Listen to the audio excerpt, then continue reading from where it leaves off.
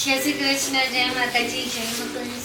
આ પીટાણામાંથી લીધું છે આ અને પૂછ્યું છે માનસી. તો જ્યારે પપ્પાવાળા એટલે ફૂડવાળા ઘરે હતી ત્યારે મને ખબર પડી કે આ ઘર પર એક પાર્સલ આવ્યું છે. મારા માટે તો મિસ્ટ્રી બોક્સ કહેવાય, કારણ કે જેણે મોકલ્યું છે એનું નામ છે પ્રિયમ પટેલ બારડોલીની, જે મારા સોંગ બ્લોગ બધું જોતા હોય છે. એને એક બિગ ફેન છે. એમણે એવું કીધું અને મને આ મોકલ્યું છે અને એવું કીધું છે કે આમાં સરપ્રાઈઝ છે, એ નહીં કે આની અંદર શું છે. તો આપણે ખોલીને જોવાનું છે. મેં તો ના જ કીધી હતી કે આવું ના મોકલાય બેન, તમે ખાલી આશીર્વાદ આપો ને મને લગ્ન ગીતના કામ આપજો. મેં તો એવું જ કીધું હતું.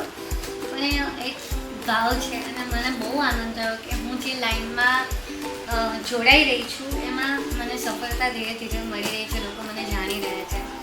હે ને? સાચી વાત થશે પછી? હા, સાચી વાત. ચાલો તો આપણે ચપ્પુ તો લઈને બેઠા હતા.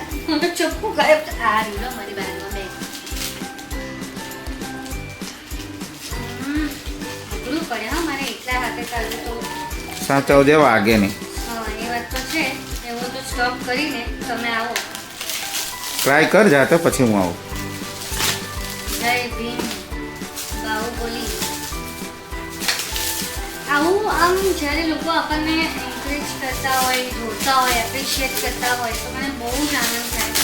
હજુ મારાથી મેસેન્જર્સમાં ડીએમ્સ એ બધું નથી ચેક કરાતું મારાથી, કારણ કે ટાઈમ જ નથી રહેતો મને.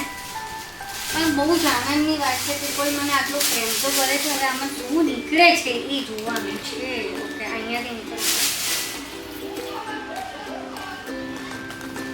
ના ખાઈ શકાય તમારે ઓપન કરવાની જગ્યા હોય ને વચ્ચેથી. હા પણ નથી થતું સકાજી, પોસિબલ જ નથી આ વસ્તુ તમારા વગર.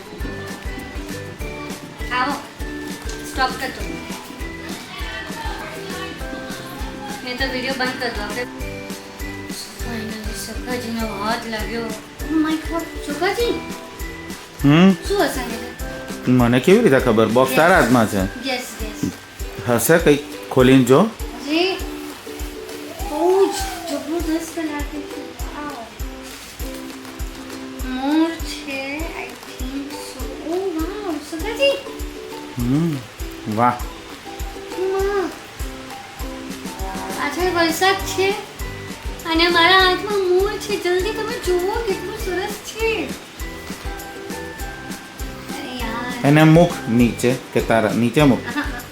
હા. નીચે નથી મૂકવું, કોઈ આપ્યું છે. એનો ફેસ બતાય. બહુ જ પ્રીટી છે. વાવ, ઓ માય ગોડ. આનો હું ઉપયોગ નક્કી હું કરીશ જ અને ભગવાન કરે એમને ખૂબ પ્રેમ આપે, સ્વાસ્થ્ય આપે, એની દરેક ઈચ્છા